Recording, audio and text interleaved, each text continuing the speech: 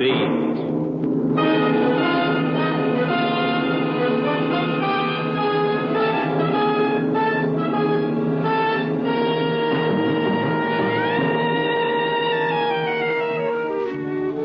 Hi, this is Randy Stone. I cover the Nightbeat for the Chicago Star.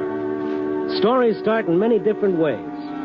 This one began with a bloody brawl in the darkness of an alley and ended in the glare of a fight arena with the winner and still champion, Old Kid Death.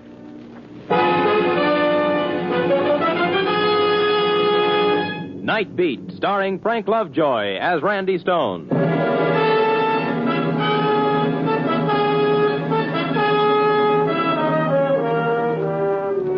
All that people need to make them happy, said Juvenile, are bread and circuses. And up to a point, I suppose the old Roman cynic was right.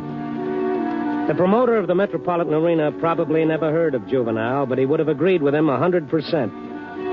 His fight club is a cut-rate monument to what the old Romans meant by circus, a place where gladiators meet regularly in combat.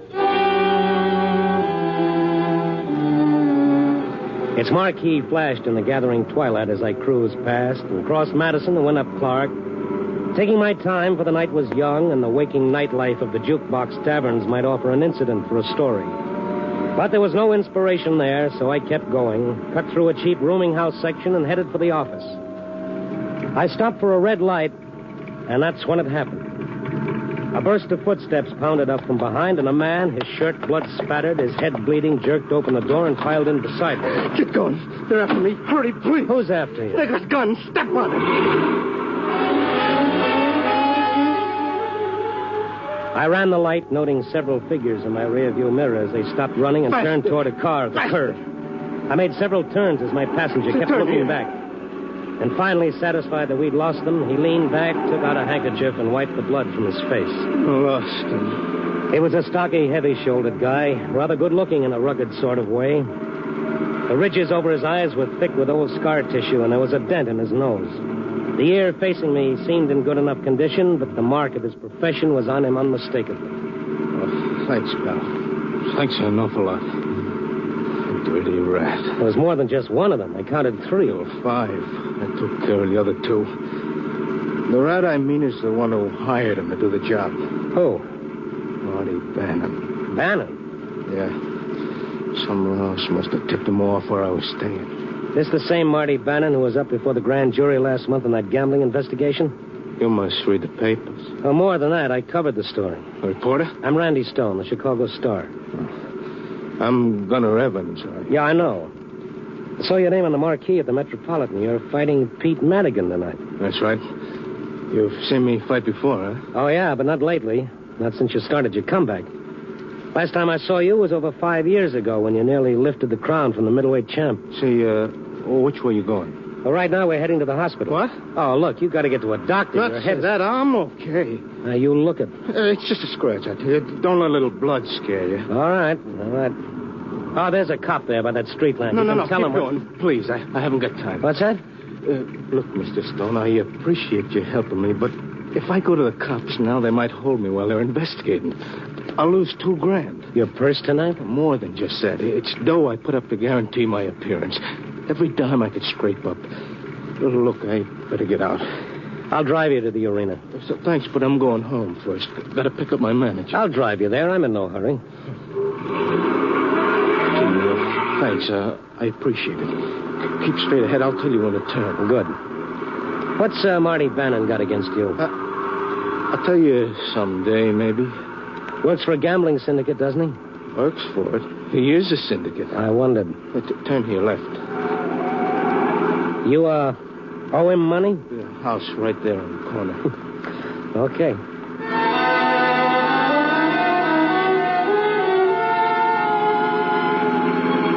The apartment house where Gunnar Evans lived was probably a very classy joint around 1910.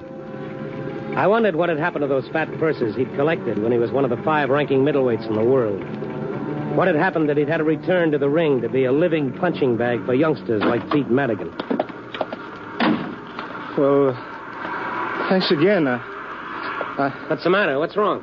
Nothing. Just a little dizzy, I guess. Now, wait a minute. Come on, now, no fooling. You got to see a doctor. I tell you I'm okay. I'll be all right. Well, you better let me go up with you. Stone, I appreciate all you've done, but you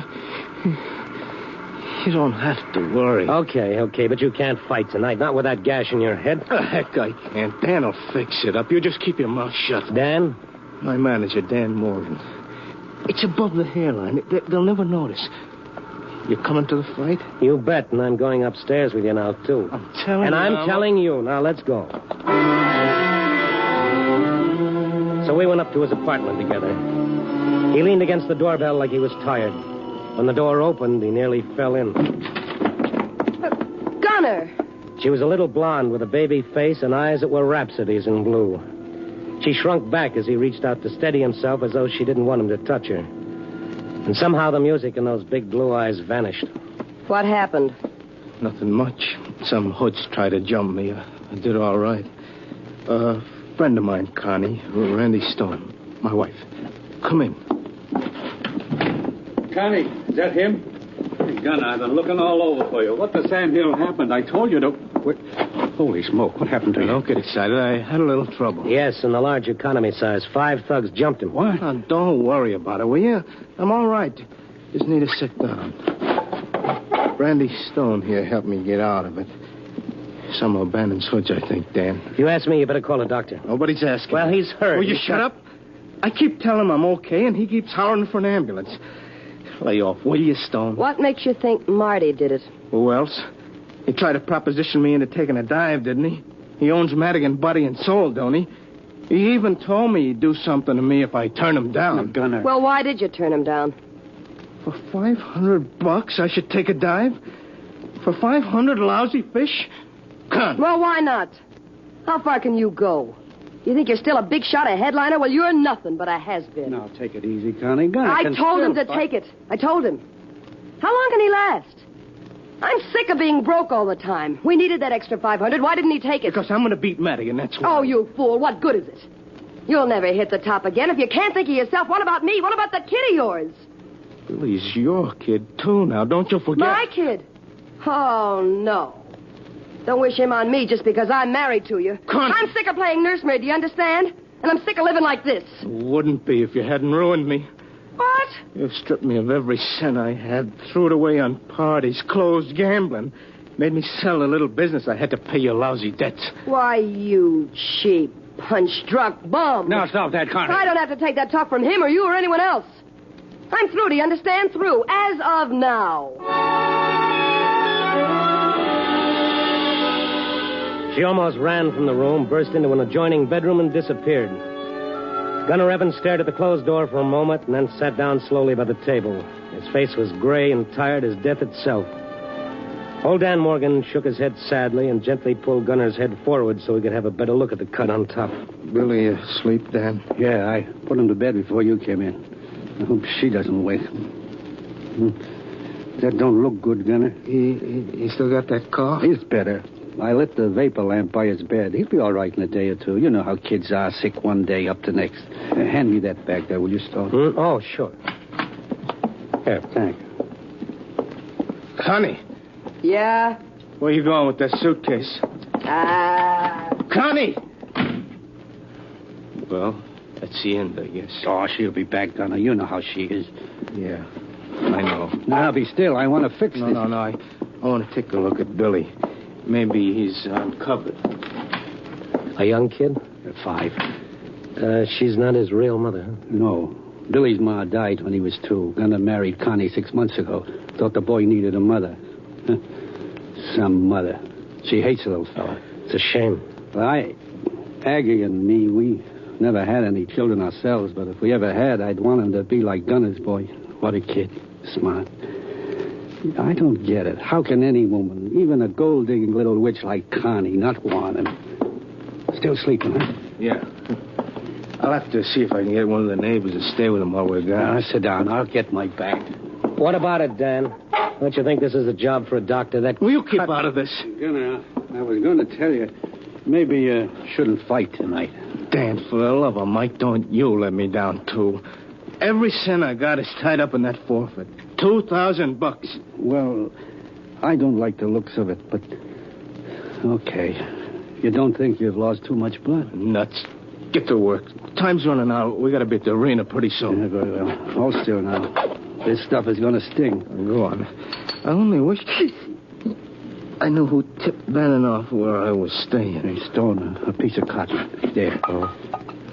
Here. You didn't mention it to anyone, did you, Dan? Of course not. Skin clips, a little jar of alcohol. Oh, this? Yeah. You mean you moved out of here and you were living in a rented room? He was only there the last 2 days. We were afraid something like this would happen if they knew where to find him. Somebody must have tipped them off. They ain't bloodhounds. Must have been a fluke. Somebody must have seen you around there. Collodion, a brown bottle. Yeah. Why would Marty Bannon go to all that trouble to keep you from fighting tonight? The odds are 5-1 on Madigan, aren't they? Maybe they are, chum, but Bannon don't bet on anything that isn't a sure thing. Thought he could buy me for a lousy 500. Well, he was wrong. Easy. I'm almost through. I figured it was safer to claim I run out and divide my $2,000 forfeit money with that dumb punk of his. Well, for Pete's sake, what about the police, the boxing commission? I opened my yap and they started an investigation. Cancel a fight. And who's hurt? Bannon? Nah. What can I prove? I need that dough, Randy. I need it bad. I watched the savage gash in Gunner Evans' head close up and vanish under the magic touch of Dan Morgan's fingers. When he finally combed the hair over it and put away his tools, I was almost convinced that my concern had been overdone. Dan's fighter looked as good as new. Now, you go into that bedroom and get a half hour's rest, Gunner. Try to sleep. But I gotta find a sitter. Forget it. I'll call my wife. Aggie will be glad to come over. Oh, that'd be swell. I'd sure appreciate it, Dan. She'd be tickled to do it. You know how crazy she is over Billy. Yeah. As a matter of fact, why not leave him with us until you get straightened out? I'll think about it. And Billy can always find a home with Aggie and me, Gunner. I only wish I had him for keeps. Not a chance. You better get some sleep while you can. You need it. Yeah. I'm going. Oh, thanks, Stone. Thanks a million.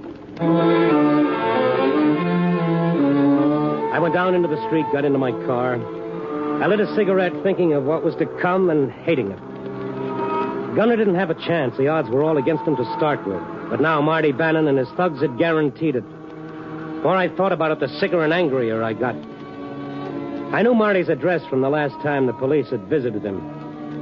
Maybe he ought to know he wasn't having himself a private party with Gunner. Maybe he ought to know that if he got too rough, I might just invite the 800,000 star subscribers. So I started up and headed northwest. Maybe I could put a scare into this mug.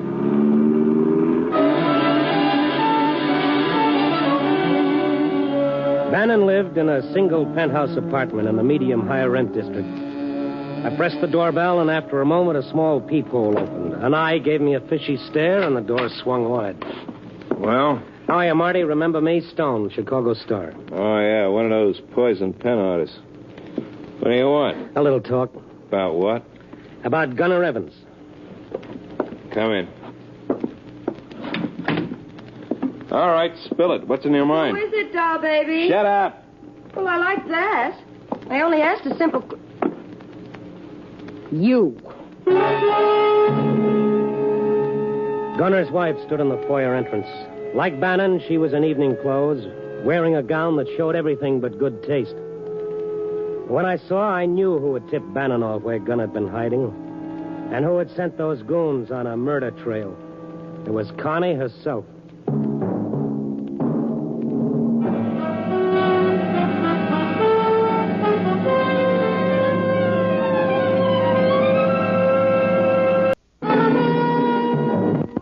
I wanted to see Marty Bannon about the fix he was trying to muscle through on tonight's fight between Pete Madigan and Gunner Evans. But when I saw Connie, Gunner's wife, in Marty's apartment, I knew my words would be as useless as rain on Lake Michigan. It was she who'd betrayed her own husband and told Bannon where his thugs could find him. Her big blue eyes widened when she saw me and then hardened into chips of ice. You get around, don't you, Stone? Yeah, but it'd be tough trying to keep up with you, baby. Connie, I told you to stay back. What are you worrying about, Bannon? Gunner Evans is bound to find out sooner or later. Probably sooner. Who cares? I'm through with that dumb ape, and he might as well know it now as any time. Look, dollface, I got enough to worry about without having a punchy mad dog on my trail. Too many big deals coming up. What's the matter, Bannon? You don't think he's got enough against you already? He can't prove a thing. You value your health, you'll forget you were here tonight. I thought you were smarter than that. The guy who fools around another man's wife is like a rented tuxedo. He never knows who's going to spill something on him. Be sure it ain't you. Now get out. Well, maybe I had done some good. I didn't know. At least he'd know now that somebody else knew what was going on. He'd drop the rough stuff, the fight would go on, and if he tried anything afterwards, it would be dangerous. I went back down to the lobby, walked out into the street. A taxi had pulled up to the curb, and the passenger was paying off the hacky. As I turned and stepped out onto the sidewalk, he turned around, and a cold chill hit me. It was Gunnar Evans. Tell him. What are you doing here? Well, I bet myself that you'd win tonight, and I came here to make sure I'd have a chance to win the bet. You won't, so forget it. Why not? Why did you come here? Well, Homestone. Inside. No, wait a minute. What are you seeing Bannon for? Out of my way. You're supposed to be taking a nap and resting up. Why'd you come here? Take the $500. What else? Why? After what Bannon's done to you, after what you said, why? Why? Got to thinking, lying there. What was I gaining being so big and noble? Nothing, absolutely nothing. Your self-respect? You can starve on self-respect. Look out. You can see your kid go hungry, your marriage go in the rocks. I got nothing to gain and everything to lose. So I'll take the $500. What does it matter? I'm washed up. I might as well face it. But you can quit clean. You don't have to wind up crooked. You can get a job, do something else. What? The only thing I ever done except fight is drive a truck, and I can't do that now. Why not? Because I'm half blind, you fool. You're what? Oh, I can see you well enough for anybody else who's close up. You don't have to see like an eagle when you're throwing leather. But I can't pass no truck driving test. Well, I didn't know. In the elevator. I didn't know. Nobody knows, not even Dan. You don't fight over 400 fights without losing something. With some guys, it's their brains. With others, their hearing or their teeth or their kidneys. With me, it's my eyes. Yeah, and my teeth, too. And the way things have been going, my brains, for all I know. All right. Now, come on back home, kid. You don't need Bannon's dough. It smells. No, but I need my wife. If I can find her and tell her I took Bannon's offer, well, she might come back. Get out of the elevator door. Move. I'm not breaking up my marriage for any $500. Bannon's on the 14th floor, ain't he? Yeah, the 14th floor. Wait. You coming along for the ride? You're making a bad mistake, Gunner, going to Bannon's. It's the worst thing you could do. Now, come on. Oh, preach, Stone. I'm sick of it. I made up my mind. Sure, I know it's the end of the trail. So what? I never hit the championship, Gravy, and even when you do, it ends up like this lots of times. No dough, no eyes, no brains. You still got brains enough to lick this thing, Gunner, believe me. Where's the button? Well, Stone, it's different when you're young. The promises sound good. The world looks good. You read the stuff they print about you in the paper, you're great. Sure, it gripes me that everybody seems to be making off their fights except you. The gamblers, the crooked managers, the shady promoters. Of course, they ain't all that way. There are some pretty good guys, like Dan Morgan. He's the first honest manager I ever had. But there's so many of the others. So you bust your fingers. You can't sleep for nights on account your hands are like two big hearts, beating with pain pumping through them instead of blood. You get your teeth knocked out. You can't breathe on account of your nose is busted. The years go by, and where are you? What do you got? Then one day you wake up and the fires inside you are out and you're like a furnace full of clinkers. You're an old man. That it? Yeah, an old man. You know how old I am? 33.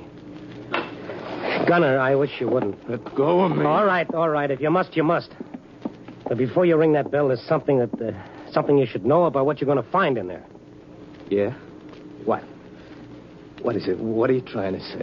Okay, Marty. I'll meet you right after the fight. Then we can... Gunner! Connie!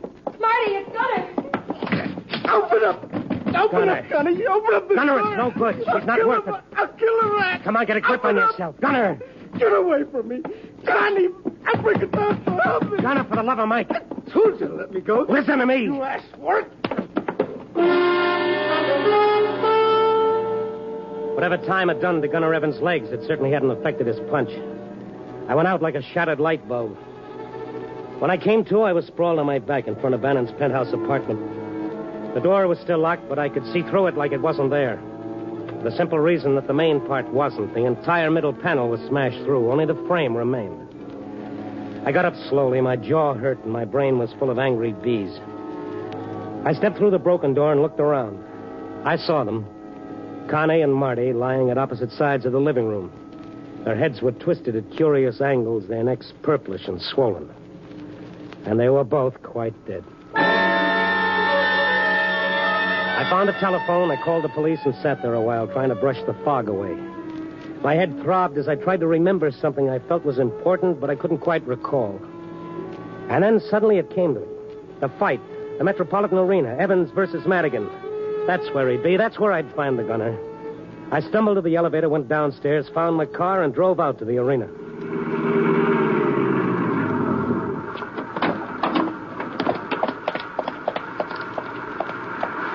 Hi, is Gunner Evans here? Is he here? He's fighting tonight. Don't you see the signs? Yeah.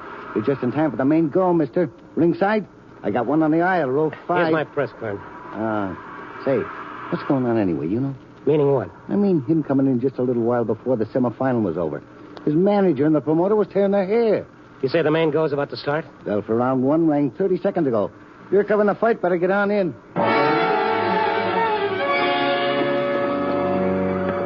I headed down the main aisle for the press section at ringside. What was going on in that ring brought me to a standstill more than once before I finally got to the ringside and began easing my way around the gunner's corner. I couldn't take my eyes off him. The gunner was tearing into Pete Madigan with a slashing fury that brought the crowd to its feet and kept it there. This fight wasn't going to last any 10 rounds. I could see the gunner's manager, Dan Moran, standing at the ring apron, pounding it with his fist. Cross him, let him have it! How are you, Dan? Stone. He's terrific. I don't know. Mott said, jab him now, jab him. That's a boy. What do you mean you don't know? I've been trying to get him to box, but he won't. Look at him. He's fighting Madigan's fight. He can't last. His legs won't take enough for 10 rounds. Something's the matter with him. Yeah, something's the matter, all right. When he finally showed up, he looked funny, acted funny. Something's happened. I don't know what. Hook him! Hook him! He's wide open! Turn up, baby! Watch it! Watch it! That's the ticket. Jab him, Dizzy! All right, boys. Get that stool in there fast. Okay, Dan. Take his mouthpiece out. My gosh, he shouldn't be breathing like that after only 1 round. Dan, I want to tell you something. Gunner's in trouble. He's terrible trouble. Any minute the police... Listen to him. Something's the matter with him. Look, Randy, do me a favor. Go back to Gunner's dressing room and have a look at Billy. Who? Billy. Gunner's little boy. I put him to bed there. What is he doing here? I thought your wife... Yeah, but Gunner showed up there just before he came here and took Billy with him. Why? Maybe he's afraid Bannon's hoods might break in the house and take it out on Billy. I don't know. Now, go on, will you? Okay. I gave one of the boys $1 to keep an eye on him. Make sure he's okay. All right, don't worry. I went back down the ramp into the dressing room. Billy was sleeping on the rubbing table between several training gloves, big as pillows to keep him from rolling off. Dan had covered him with an old bathrobe and pillowed his curly head with some folded towels. Cute little fella, ain't he? It's a wonder he's been able to sleep through all this noise. Yeah, but I guess he was just real wore out. Yeah, I reckon he was. Mm-hmm. There's the buzzer for round 2. Yeah, well, I'll go up and have a look. Okay, mister. I walked up the ramp, down the aisle toward the press section. Round 2 was a facsimile, it seemed, of round 1. How many rounds could a man go at this pace? He was pressing Madigan every second, a slashing, ripping attack, like a madman, I kept thinking. Like a bulb that flares more brightly than it ever has before the instant before it goes out. Gunner Evans was fighting the greatest fight of his career and the last fight of his career. And then he was down. Gunner Evans was down. Bank! He wasn't even hurt. Take some time. It certainly seemed that way. Gunner lay sprawled on the canvas like a puppet whose strings had been cut. He didn't stir as the referee's voice came through the pandemonium. 7, 8, 9, 10,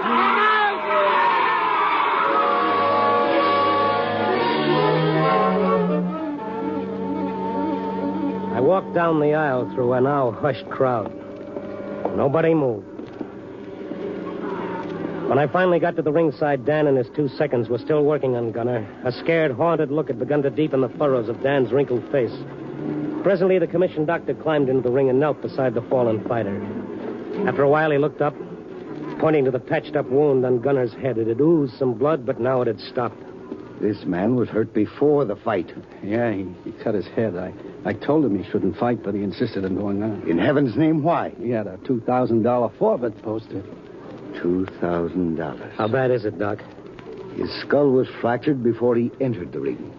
You mean that... He's dead.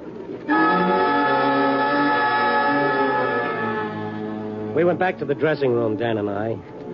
I tried to tell him what had happened at Bannon's apartment, but he didn't seem to hear. He shuffled along, his head bowed, his eyes red. We stared at the sleeping child, and I asked Dan, Gunner have any relatives? I don't know. None that I know of. No. Gunner didn't have any kin. You mean Billy's alone? Alone? Of course not. He's not alone. Billy's got me and Aggie, ain't he? Well, then you better take him before the police get here. Here. Take him home with you. Yeah, poor little fella. He must be tired. Didn't open an eye. Yeah, I'll take him home. Don't want to take any chances. There's cough coming back. You going to keep him, Dan? Huh? You said you wanted him, didn't you?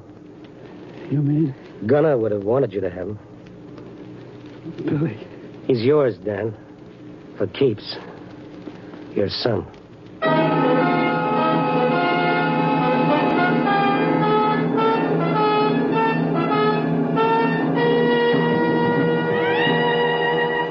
Well, 4 a.m. and another edition about to go to press. Another sunrise about to dawn. The death of one cycle, the birth of another. Or maybe it's all one, like time itself. Well, I'm not going metaphysical at this hour. But I can't help thinking that Gunner Evans maybe wasn't such a failure after all. In a way, he's still punching, he's still alive, with a new set of dreams and a future ahead. Yep, in his son. I guess basically that's why our children mean so much to all of us. Like the philosopher said, they're our only chance for earthly immortality. I'll have to get married one of these days. Copy, boy.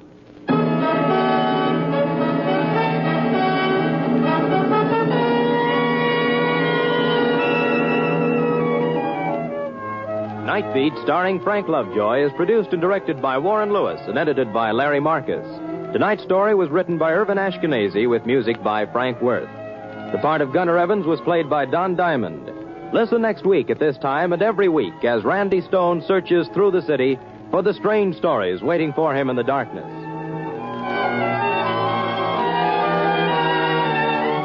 Nightbeat came to you from Hollywood.